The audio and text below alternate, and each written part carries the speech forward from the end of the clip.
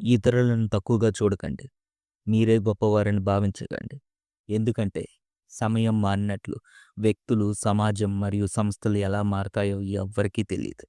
ఈరోజు సాధారణంగా కనిపించేవారు తమ కృషి, ఓర్పు మరియు సమయం, సహనంతో అసాధారణ వ్యక్తులుగా మారవచ్చు. ఇతరులను గొంగళి పురుగులుగా చూసి హేళన చేసే ముందు మీరు నిజంగా ఎవరో ఒకసారి లోతుగా ఆలోచించండి.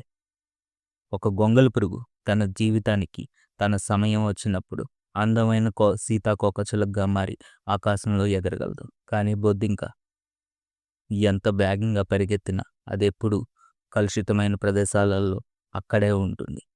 అక్కడే జీవిస్తుంది. ఇతరులను చిన్నగా చూసేవారు తరచూ తమ తప్పులను గుర్తించలేరు.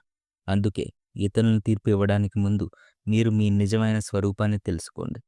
చివరగా, మీరు పైకి ఎగిరే శక్తి ఉందంటే ఓర్పు మరియు మార్పును అంగీకరిస్తేనే అది మీకు లభిస్తుంది.